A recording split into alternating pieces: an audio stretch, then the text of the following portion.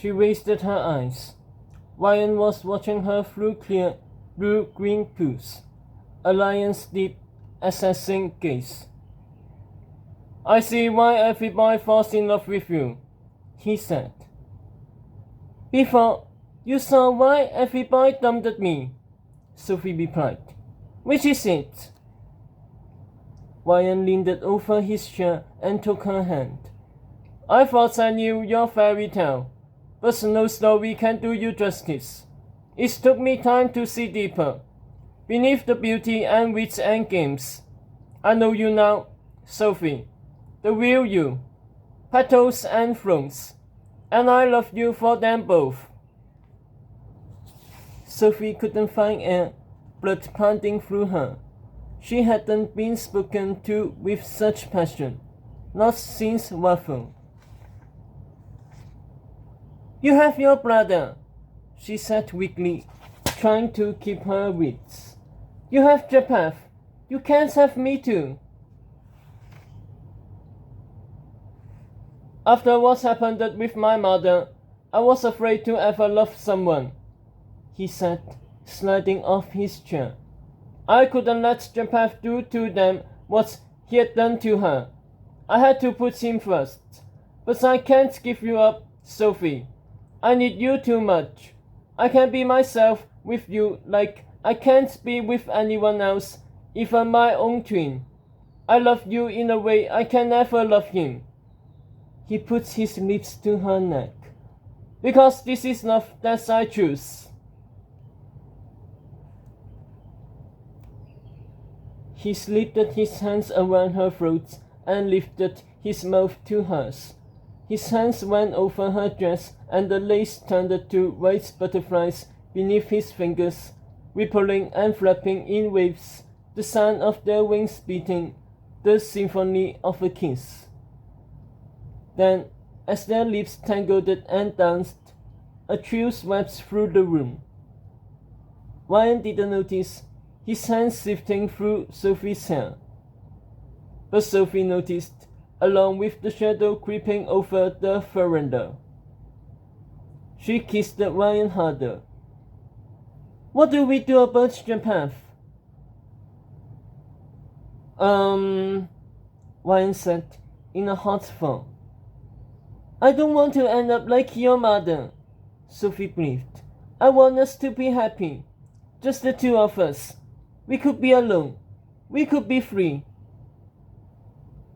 What do you mean? Ryan asked between kisses. Sophie let the words come.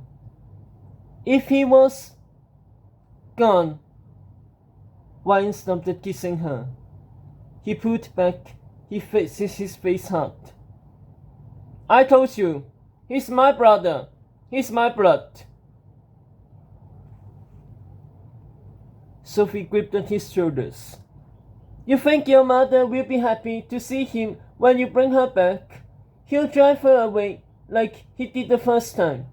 Past is present and present is past. The story goes round and round again. Your words. And you said she wanted to get rid of him. That she left because of him. That she loved you more.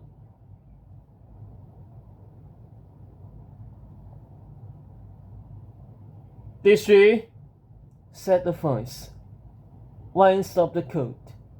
Slowly, he turned to see his twin standing against the wall of the commander, bloody and beaten in his tattered suit of skins. Well then, give mother my regards, said Japheth, walking away. He tossed something at Ryan's feet. A silver ring stained with blood. The king stared at it, his eyes wide and frozen, before they rose to Sophie. Then he went after his brother. Sophie had orchestrated this, of course. The moment she had seen Japheth's shadow and sensed that chill, she had chosen her words to Ryan and made sure his brother overheard. Witches knew how to start wars. If all went well, Japheth would soon be dead. Whether she let Ryan live or die, on the other hand. Maybe that's why the scenes in the crystal cut off, because she killed him before she buried Excalibur in his back. Because even the future didn't yet know what would have become of Camelot's king. Clouds builded darker overhead. Sophie followed the boys' voices to the catwalk between towers. She picked around a stone column.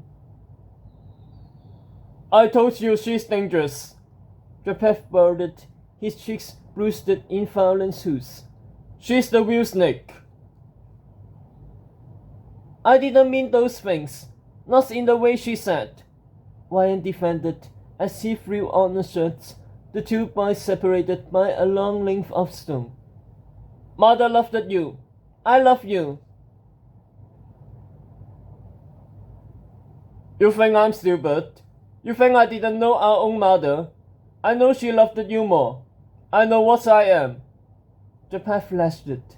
What I didn't know is that you traded me your own blood for the kisses of a wench. You don't know Sophie, not like I do. Ryan battled. I told you she'd come back. She's my queen, just like the Pan said. That's why she escaped the rebels. That's why she betrayed her friends. She believes in me. She's loyal.